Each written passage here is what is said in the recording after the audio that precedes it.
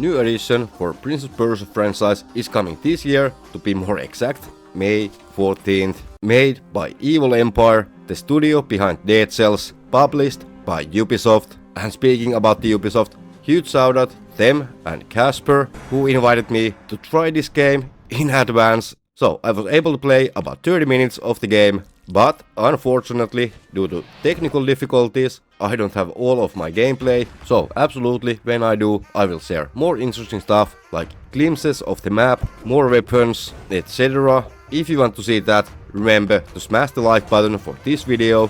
Also, let me know in the comments down below, have you played Dead Cells and are you gonna play the Rogue Prince of Persia, which is actually a roguelike game. So that is a huge difference from the Lost Crown, and of course one noticeable difference, it is the artistic style of the games. While the Rogue, it is much more simpler in style, it is still a pretty solid addition for the Prince of Persia franchise in my opinion. While the Prince of Persia, the Lost Crown, it is more flashy, more showy, much more quote-unquote pleasing to the eye. They are pretty similar to the gameplay mechanics, some differences, and one huge difference that I absolutely liked with the Rogue was the fact we will have different weapons.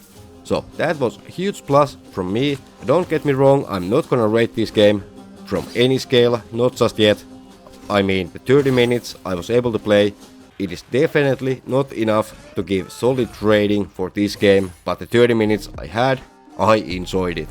While playing the demo, I was able to get to the boss fight twice. On the second run, the map was a little bit different, and of course the chests, just like in any roguelike, the rewards are randomized, weapons, loot, etc. That means plenty of opportunities to try different playstyles, different weapons, and honestly, before anybody asks, I have zero clues how many bosses this game has. The one on the demo, but how many other bosses, that I cannot answer yet.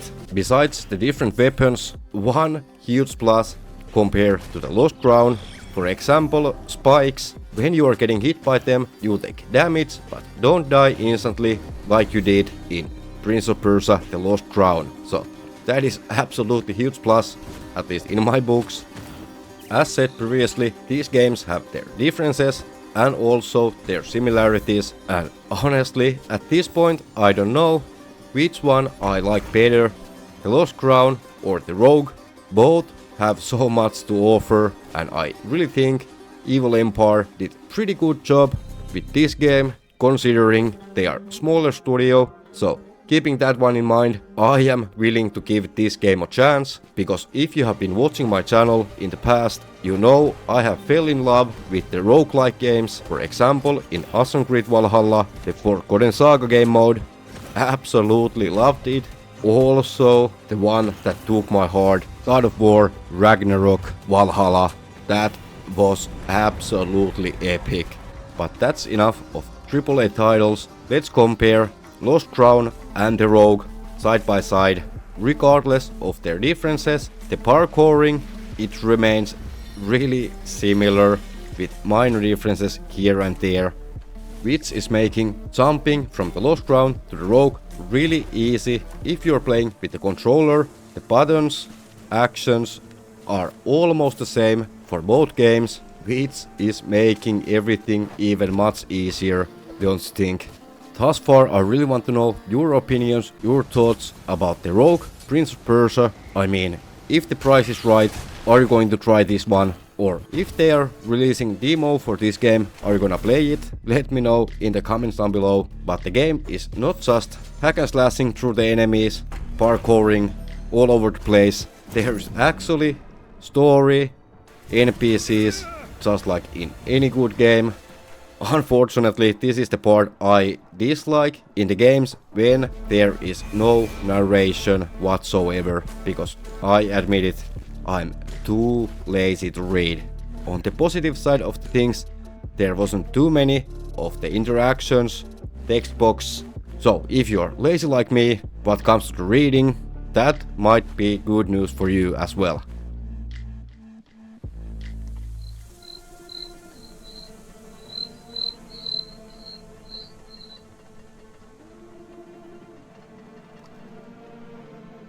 Yeah.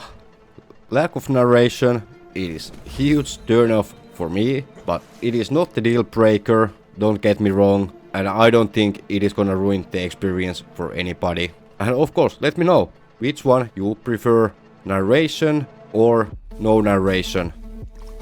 One thing in Prince of Persia The Lost Crown was much better, it was the boss battles, the animations. I was actually hoping on animation for the boss entry in Rogue, but unfortunately that didn't happen.